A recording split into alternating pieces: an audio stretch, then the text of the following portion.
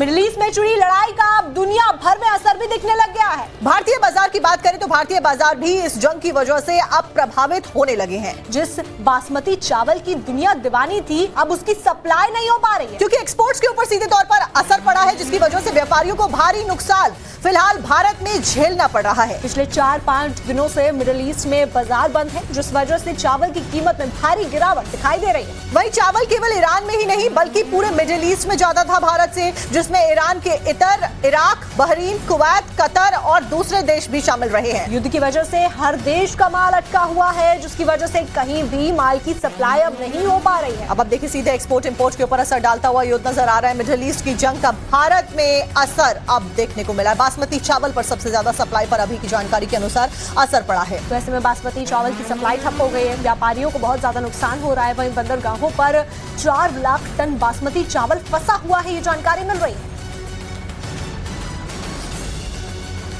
Israel में जिस तरीके से युद्ध चल रहा है उसका असर तमाम देशों पे भी देखने को मिल रहा है। भारत के बाजार पर भी इसका काफी ज्यादा असर जो है वो अब देखने को मिल रहा है, क्योंकि जिस बासमती चावल की पूरी दुनिया दीवानी है, भारत नंबर 1 है बासमती चावल भेजने में, उस बासमती चावल को लेकर भी उसको भेजने में काफी दिक्कत आ रही है। स्टैंड स्टिल का मामला अटका हुआ है और अगर भेजा जा रहा है घुमा के दूसरे रास्ते से भी तो बहुत ज्यादा खर्च हो रहा है, बहुत ज्यादा पैसे जो है वो फिर ट्रेडर्स को देने पड़ रहे हैं। हमारे साथ बात करने के लिए शोभित जी हैं, एक्सपोर्ट इंपोर्ट का काम है। कितना ज्यादा अभी मुश्किल है ईरान इजराइल युद्ध को लेकर? अभी आप लोग जब भेजते हैं कितने दिन में पहुंचता है और क्या क्या दिक्कत आ रही है?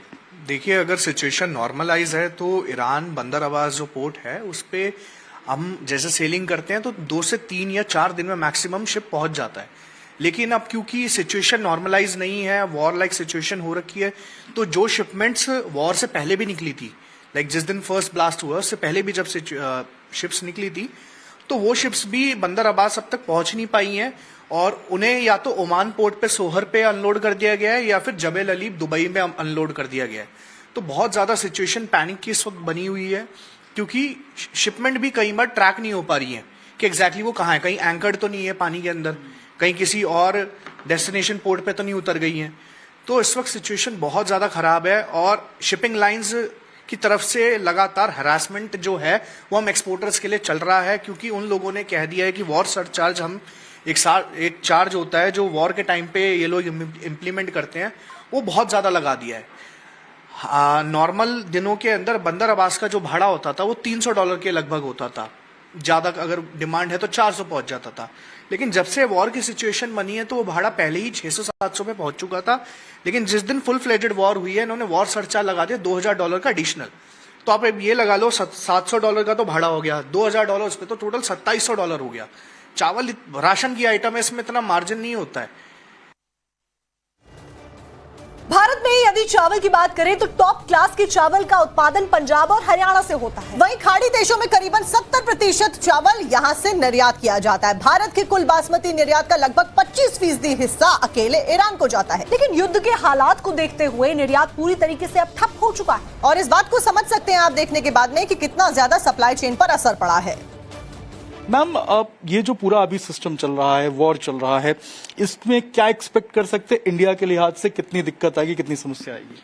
देखिए, जब भी कोई लड़ाई होती है और जिस तरह से का पूरा चल रहा है उसमें जो भी सप्लाई चेन्स होती हैं वो हमेशा टूट जाती हैं। अब हम लोग सुन रहे हैं कि स्ट्रेट ऑफ हॉर्मुज से आपका शिप नहीं आने देंगे, सारी शिपिंग लाइंस आपकी कट हो जाएंगी, आपका फ्लाइट से जो आपके फ्रेश वेजिटेबल्स या फ्रेश सब्जियां सारी जाती थी, फ्रूट्स जाते थे, वो अब नहीं जा पाएंगे। तो ऑटोमेटिकली पूरे एक्सपोर्ट पे, क्योंकि गल्फ कंट्रीज जो हैं उनका पूरा खाना पीना भी और उनका सबसे बड़ा चीज जो राइस, क्योंकि वहाँ बिरयानी बहुत खाई जाती है, तो इंडिया का जो बासमती राइस है it is one of the best rice. तो पूरा 60% एक्सपोर्ट जो इंडिया का राइस होता है वो गल्फ कंट्रीज में ही होता है। तो उन सब पे असर आना ही आना है। और अभी जो मैंने लेटेस्ट आज सुबह ही कहीं पे सुन रही थी मैं कि जो जितनी भी शिपिंग लाइंस हैं इन लोगों ने हर कंटेनर पे $2000 का सरचार्ज लगा दिया है। तो अगर वो $2000 का सरचार्ज लगाएंगे तो जो एक्सपोर्ट कर रहा है उसके लिए भी जो है वो चीज महंगी हो गई, और वो अपना प्रॉफिट मार्जिन कुछ तो लेगा। अगर कोई प्रॉफिट नहीं भी लेगा तभी भी उसको नो प्रॉफिट नो लॉस में भी जाएगा, तभी भी आगे तो उसके लिए महंगा हो ही जाएगा। पर इसका एक सेकंड इफेक्ट जो इंडिया पे पड़ेगा वो ये पड़ने वाला है कि इंडिया में क्योंकि फिर आपका सरप्लस हो जाएगा, जो चीज एक्सपोर्ट होती थी एक्सपोर्ट नहीं हो पा रही है, तो फिर राइस के दाम आपने ऑलरेडी देखा होगा पिछले 3-4 दिन में कम हो गए हैं और फर्दर भी कम होने के इनके सारे के चांसेस हैं। और इंडिया के एक्सपोर्ट पे तो फर्क पड़ेगा ही पड़ेगा, क्योंकि गल्फ कंट्रीज में सारा ही एक्सपोर्ट आपका, चाहे क्रूड ऑयल भी है, क्योंकि क्रूड ऑयल आता है पर हम रिफाइंड ऑयल वहां भेजते हैं, तो it is both export and import, तो पूरे पे ही फर्क पड़ना है इस बात का। तो एक अगर हम ये समझना चाहें आपसे, जो वॉर सरचार्जेस की बात कही जा रही है, लगातार एक्सपोर्टर्स के ऊपर अब ये इम्पोज किया जा रहा है, उससे एक्सपोर्टर्स को कितना ज्यादा नुकसान होगा? और इंडिया की इकोनॉमी के लिहाज से हम बात करें तो जहां लोग बता रहे हैं कि स्टैंड स्टिल अभी सिचुएशन है, कई जगहों पे कंटेनर्स रोके गए हैं, कई जगह पे उनको उतारा जा रहा है, इससे कितना लॉस होगा ट्रेड का? सर्टेनली इससे बहुत ज्यादा लॉस होगा, क्योंकि अभी मैंने राइस का ही मैं देख रही थी, कहीं पे पढ़ रही थी कि 4 लाख मिलियन टन के जो कंटेनर्स हैं कहीं पे स्टैंडर्ड पड़े हुए हैं। अब क्या होता है, बासमती राइस अगर हम इंडिया में देखें, मोस्टली जो क्या होता है, एक्सपोर्ट क्वालिटी जो भी चीजें होती हैं, चाहे वो राइस हो, चाहे वेजिटेबल्स हो, चाहे फ्रूट्स हो, वो एक अलग क्वालिटी का पहले ही एक्सपोर्ट हो जाता है। तो एक्सपोर्टर्स तो इससे बहुत ज्यादा मारे जाएंगे, क्योंकि एक्सपोर्ट का जो क्वालिटी होती है उसका जो प्राइस भी होता है, अगर आप बासमती का राइस भी देखिए, इंडिया में बहुत ज्यादा होगा, 250 रुपए पर केजी बिक रहा होगा, वही दुबई या वहां पे जो है उनको उसका 1200-1300 तक भी मिलता है। तो अगर उनको 1200-1300 तक का जो प्रॉफिट होता था, तो एक्सपोर्टर्स पे तो एक बहुत ज्यादा, जिसे कहते हैं, नेगेटिव इम्पैक्ट पड़ेगा ही, उनका प्रॉफिट बहुत कम होगा। पर लॉन्ग रन में मुझे लगता है कि धीरे धीरे, क्योंकि अभी भी स्ट्रेट ऑफ हॉर्मुज को बंद नहीं किया गया है, तो कंटेनर्स जा रहे हैं, रेगुलर चीजें चल रही हैं, पर लेकिन ये सरप्लस जो लगा दे रहे हैं, क्योंकि शिपिंग कंपनीज भी बीच में क्या होता है ना, क्योंकि आपकी सप्लाई चेन जो हो रही है वो डिस्टर्ब हो रही है, तो वो अपना एक मार्जिन, क्योंकि आपको अब लंबे रूट से भेजना पड़ रहा है, तो उनका भी तो पेट्रोल ज्यादा लगेगा। तो आपने देखा किस तरीके से बासमती की सप्लाई पूरी तरीके से ठप होती हुई नजर आ रही है। इसी खबर के ऊपर ज्यादा जानकारी लेकर हमारे साथ में गेस्ट जुड़े हैं कर्नल दिनेश नैन, रिटायर्ड सिक्योरिटी एक्सपर्ट, हमारे साथ में जूम से जुड़े हुए हैं। बहुत बहुत स्वागत है सर आपका। इसी के साथ में Sanjeev Srivastava, IDSA foreign affairs expert, हमारे साथ आप भी जुड़ गए हैं। बहुत बहुत स्वागत है सर आपका भी। संजीव सर, सिंस आप एक्सपोर्ट के ऊपर अच्छी नजर बनाए हुए हैं, फॉरेन एक्सपर्ट के तौर पर आप हमारे साथ जुड़े हैं, फिलहाल बासमती की सप्लाई ठप होना, LPG के दामों का बढ़ना, आने वाले समय में और क्या कुछ होने वाला है इंडिया में फिलहाल? देखिए, अभी जो एक वोलेटिलिटी है वो लगातार अभी बनी रहेगी, इस बात की संभावना दिखाई देती है, क्योंकि ये जो अटैक्स, काउंटर अटैक्स लगातार दोनों ही पक्षों की तरफ से जारी है।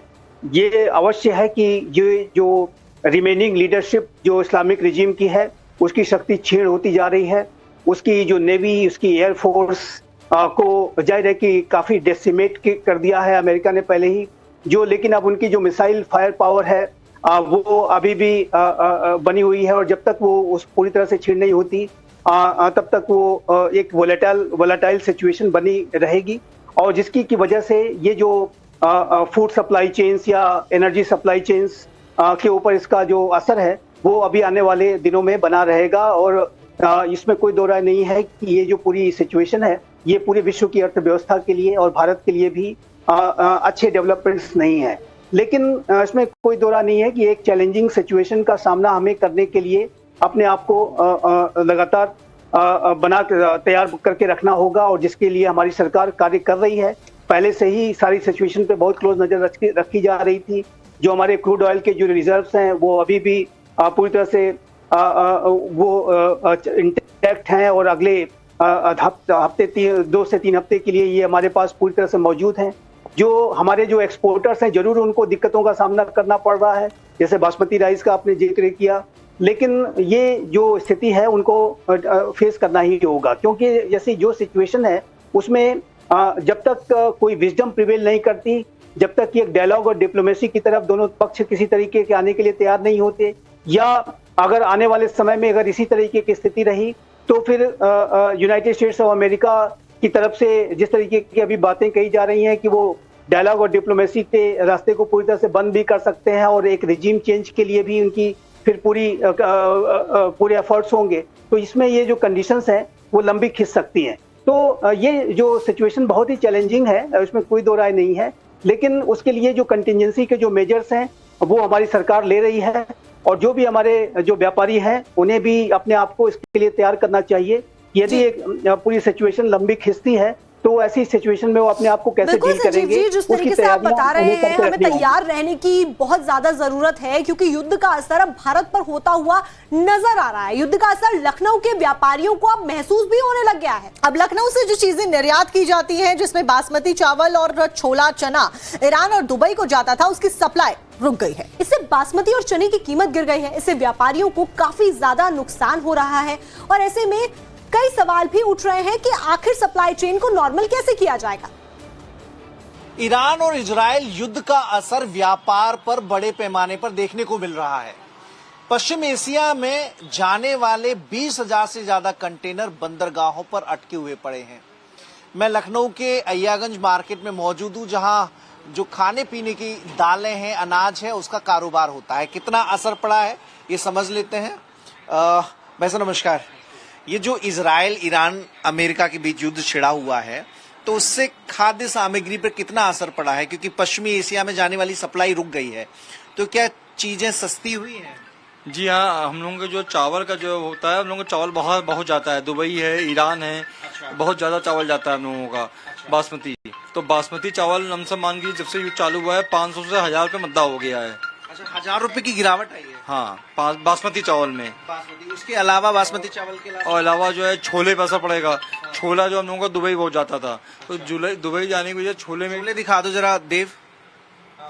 वो छोले वहां पे रखा हुआ। छोले में करीबन 10 रुपए किलो की गिरावट आ गई अब तक। अच्छा, पर केजी 10 रुपया वो टूट गया है? जी, थोक में जो है लमसम 10 रुपए किलो टूट गया है।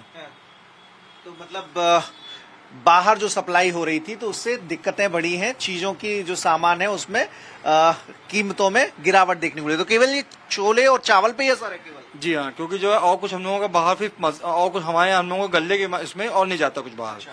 और बाकी मसाला वगैरह जाता है, लेकिन मसाले का मैं करता नहीं, लेकिन मसाले भी कुछ ना कुछ फर्क पड़ा होगा। अच्छा, आप लोग कितना सामान भेजते थे बाहर?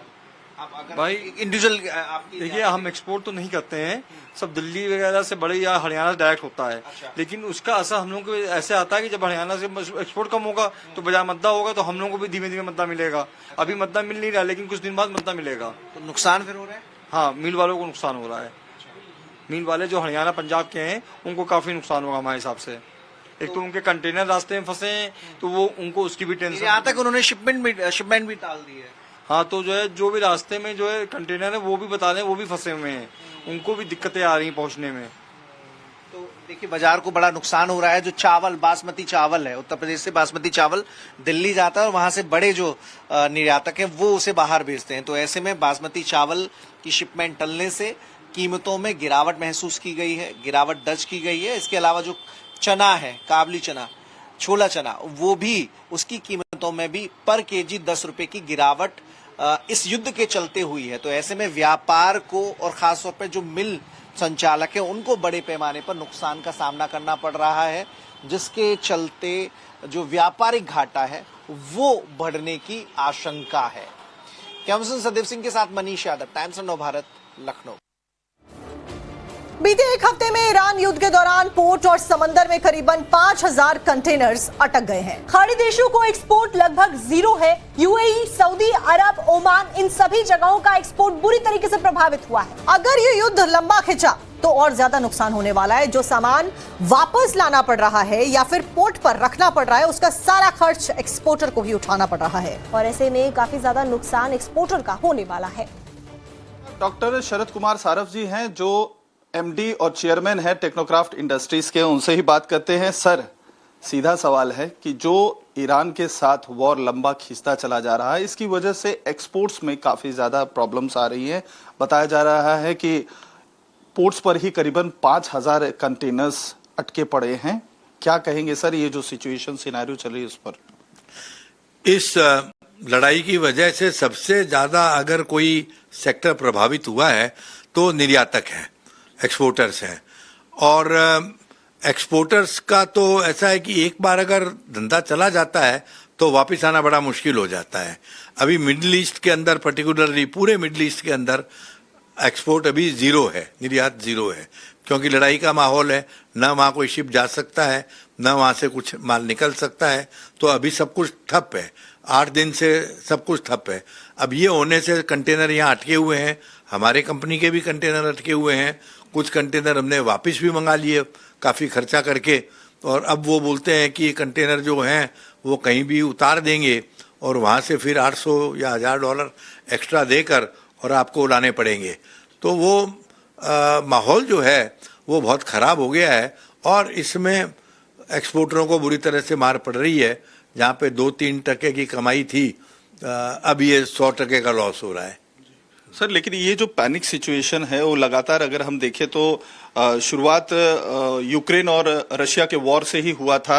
उसके बाद से लगातार डिस्टर्बेंसेस ग्लोबली जो है देखे जा रहे हैं। लेकिन अभी जो सिनेरियो चल रहा है, क्योंकि अभी ये हो रहा था कि हफ्ते से 10 दिन के अंदर जो है मामला खत्म हो जाएगा, लेकिन अब ट्रम्प की तरफ से भी जो बयान आ रहा है मामला 1-2 महीने तक जाएगा। तो कितना प्रॉब्लमेटिक होने वाला है सर, और इंडिया के एक्सपोर्ट पर इसका कितना असर पड़ेगा? पहली बात तो ये कि ये माहौल जो है लड़ाई का वो यूक्रेन वॉर के पहले से है। सीरिया की लड़ाई थी उसके पहले, मिडिल ईस्ट में काफ़ी लड़ाई थी, इराक में, सीरिया में, सब जगह पर एक्सपोर्टर तभी भी प्रभावित थे। जब यूक्रेन की वॉर हुई तो बहुत ज़्यादा प्रभावित हुए, क्योंकि उससे यूरोप का धंधा करीब करीब बंद हो गया। उसके बाद में फिर ये वापस से हमास की लड़ाई हुई, इजराइल हमास की, और अब ये चल रहा है। तो यानी ये कंटिन्यूअस 5 साल से एक्सपोर्टर्स जो हैं, एक्सपोर्टर्स सफ़र कर रहे हैं। हमारे साथ में कर्नल दिनेश नैन भी जुड़े हुए हैं, रक्षा विशेषज्ञ हैं सर आप। सर, सबसे पहले तो यही समझना चाहेंगे, जिस तरीके से स्ट्रेट ऑफ हॉर्मुज में टैंकर के ऊपर अटैक कर दिया गया, उसके बाद से अब तेल की कीमतें बढ़ रही हैं, तो वहीं अब जो खबरें आ रही हैं, चाहे वो बासमती चावल हो या बाकी चीजें हो, उनके रेट्स अब देश में बढ़ते जा रहे हैं। तो ऐसे में क्या वो रास्ते निकाले जा सकते हैं, आपको लगता है, जो आगे की राह को भारत के लिए आसान कर सकते हैं? देखिए, किसी भी युद्ध के अंदर जो इकोनॉमी है सभी कंट्रीज की, जियोपॉलिटिकली अगर आप देख लें तो ये हर जगह पे इसका असर जाएगा। आज की तारीख में जो पूरे यूरोप से लेकर के और भारत ले लीजिए, एशिया कंट्रीज ले लीजिए, जो एक्सपोर्ट करते हैं हम लोग, खासकर गल्फ कंट्रीज के अंदर, ये सारी सप्लाई चेन जो है एक तरीके से ठप हो चुकी है। और जिस प्रकार से अगर इसके अंदर हम कोई रास्ता निकालते भी हैं, मान लें किसी भी शिपिंग को हम घुमा के लेके जाते हैं, तो उसका किराया इतना ज्यादा हो जाता है कि उसका कोई बेमानी हो जाता है उसको एक्सपोर्ट करना, और एक्सपोर्टर की कमर टूट जाएगी अगर वो इस तरीके का कोई रास्ता निकालेगा। लिहाजा अभी इस सिचुएशन के अंदर कोई रास्ता अभी दिखाई नहीं देता है। और जहां तक सवाल है युद्ध का, आप देख ही रहे हैं कि दिन पर दिन किसी ताबड़तोड़ ये बढ़ता ही जा रहा है। आज 8वें दिन के अंदर युद्ध जा चुका है। पहले तो पर्शियन गल्फ में और गल्फ ऑफ ओमान के अंदर, जो कि ईरान से लगता हुआ है और सऊदी अरब के जो है नॉर्थ में है, उसमें था ये समस्या। लेकिन अब रेड सी में भी फैल गया, इंडियन ओशन में भी आ गया। तो एक हर तरीके से देखा जाए तो शिपिंग करना बहुत मुश्किल हो जाएगा, सप्लाई चेन बहुत मुश्किल हो जाएगी। और ये युद्ध के अंदर जिस प्रकार से अमेरिका अपनी जगह पे कल स्टेटमेंट आ रही बिल्कुल अड़ गया है, और वो जहां तक की स्टेटमेंट इशू कर रहा है कि ईरान के अंदर अगर कोई धार्मिक नेता बनाया जाएगा तो बगैर अमेरिका के वो नहीं बना सकते। और दूसरा, उसने यहां तक कह दिया है कि अब बातचीत का टाइम निकल चुका है। लेकिन उधर ईरान भी जो है लगातार अमेरिका के ये कहने के बावजूद कि उन्होंने उनके लॉन्चर्स को डिस्ट्रॉय किया है, उनकी मिसाइल सिटीज को डिस्ट्रॉय कर दिया, फिर भी जो जवाब ईरान दे रहा है वो काबिल तारीफ है और बराबर की टक्कर दिए जा रहा है। और जिस प्रकार से ये चीज आगे बढ़ती जा रही है, डेफिनेटली आने वाले टाइम में स्ट्रेट ऑफ हॉर्मुज से लेकर के और रेड सी तक का जो इलाका है, ये पक्का इस आग में झुलसता रहेगा। और इसके अंदर द ओनली सोल्यूशन अभी जो नजर आ रहा है, क्योंकि एट द एंड इंडिया के ऊपर इंपैक्ट पड़ने वाला है। सबसे most important topic of discussion यही हो जाता है कि हमारी पॉकेट पर कैसे इंपैक्ट क्या पड़ने वाला है।